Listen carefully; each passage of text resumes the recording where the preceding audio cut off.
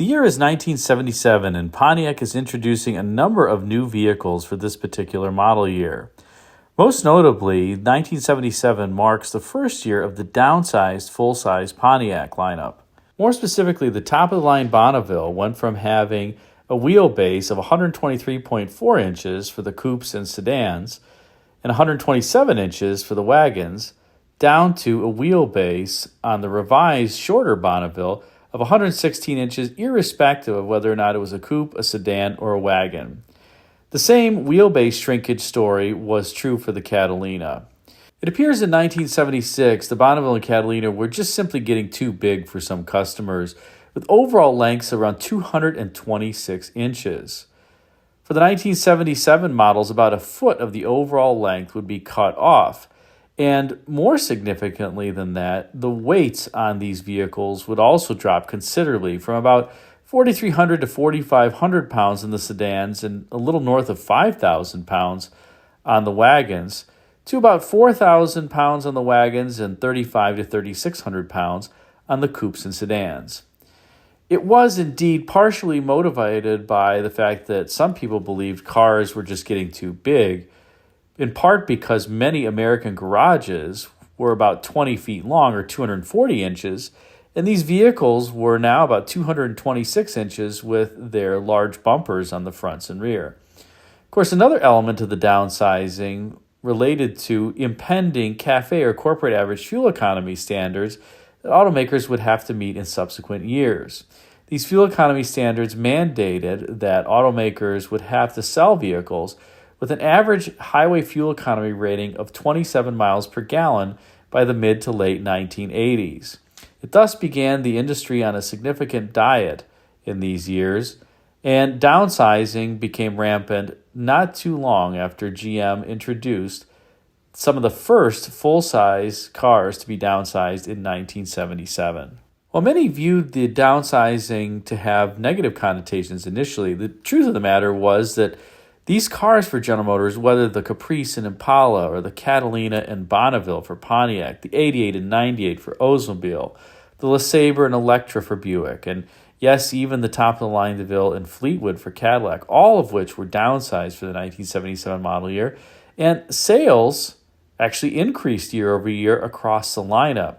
These downsized cars were very successful for General Motors, and they had one of the longest lifetimes of any General Motors vehicle that was ever produced. Many of them remained in production until the early 1990s, the Cadillac Fleetwood Brougham in particular lasting until the 1992 model year, after which it was redesigned. In order to celebrate the 1977 model year, Pontiac put together an interesting brochure of sorts celebrating its heritage and discussing some of the milestones from 1926 when the brand was introduced as a companion brand to Oakland, to present day or then present day 1977. You can see here that the Pontiac brochure for 1977 is littered with a number of pieces of memorabilia from Pontiac's past, including pictures of GTO emblems, 2+2 emblems, 4-speed shifters, 400 cubic inch emblems, the Le Mans emblem, even the little GTO record there at the top left, and a sign for Woodward Avenue. For those of you who are from Michigan, you'll know that that's where the annual Dream Cruise is held, and it's been a famous site where many people like to drive their cars and cruise around for many, many decades. Given the overall tone of the brochure, it would then seem likely that Pontiac marketers would do their research to figure out what elements of nostalgia they wanted to tap into and to try to resonate with customers in order to sell more vehicles. And of course, one of the things that the brochure highlights are the wide-track Pontiacs, which were introduced for the 1959 model year, as you can see here. This page, which precedes subsequent pages detailing the 1977 Bonneville and Bonneville Brougham, evokes that wonderful 1959 Pontiac, which was the first to introduce the wide-track. You can see here in the photo that the wheels and tires are placed almost at the outset of the body, both front and rear.